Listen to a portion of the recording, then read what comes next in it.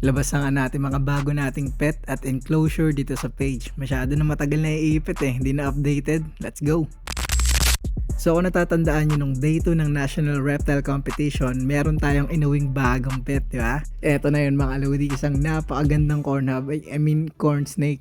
Solid, grabe lalo sa personal. Sa sobrang ganda nga pati si Late napapanganga na So nagit nga pala natin to kay Master White Dragon na naman nakadalawang snake na tayo sa kanya. So kung trip nyo mag-alaga ng mga snakes, Mexican Black King, Hognose, Corn Snake, diretso PM na kayo kay Master White Dragon. So okay? So alam ko may magtatanong na naman sa inyo kung may venom ba tong corn snake. Ang sagot mga lodi, wala. Constrictor sila, meaning namumulupot. Pinupulutan nila yung pagkain nila.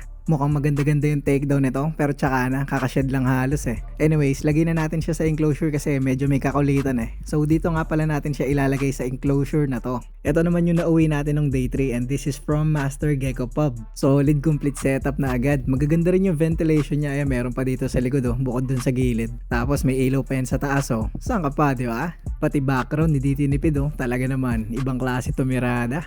So kung trip nyo yung mga ganitong klaseng enclosure, diretso PM na kayo kay Master Gecko Pub, okay? Alam ko may mga discount din kay Gecko Pub, kaso kapalit sisikmuraan kanya De joke lang. Joke lang Master. So lagyan na muna natin dito pansamantala yung corn snake natin. Yung floor nga pala nitong enclosure matigas hindi siya yung substrate na loose. Tamang explore na siya dun sa loob tapos nagbe-blend pa yung coloration niya dun sa background. Astig! So bigyan nyo na din ng pangalan nitong corn snake natin. Tapos yung feeding niya isasabihin na natin kay Orochimaru, okay? Sunod naman natin dito ball python, no? Talagang pag nagkaroon ng isa, sunod-sunod talaga. Anyways, dito naman tayo sa mga nagbabalik, ang ghost mantis. Ito naman pinadala lang sa akin ng Master Spider Fries. Kaya kung gusto niyo mag-alaga ng mantis or jumping spider, mag-PM lang kayo kay Spider Fries, okay? So hindi nga lang pala isa pinadala niya, dalawa. Pair daw to, pero hindi pa ganun ka-sure kasi nag-base lang sa crown. L2 to nung pinadala bali L3 na siya ngayon. So feeding session sana tayo rekta ngayon, kaso kung mapapansin nyo, medyo malaki na yung abdomen nitong isa. Baka pre-molt na rin to kaya dito na lang sa isa, medyo malit-late pa Pakitaan mo nga kami ng takedown, nakakamiss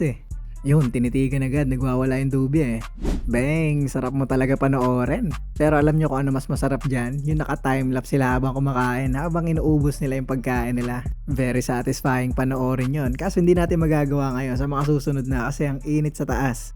Baka mag-overheat yung cellphone kapag tinayin ka sa initan, kaya yan na lang muna. Pinakita ko lang talaga yung mga bagong pet natin. Hanggang sa susunod na mga video na lang ulit nila, okay? Yan na lang muna para sa new pet reveal natin mga lodi. Bye-bye!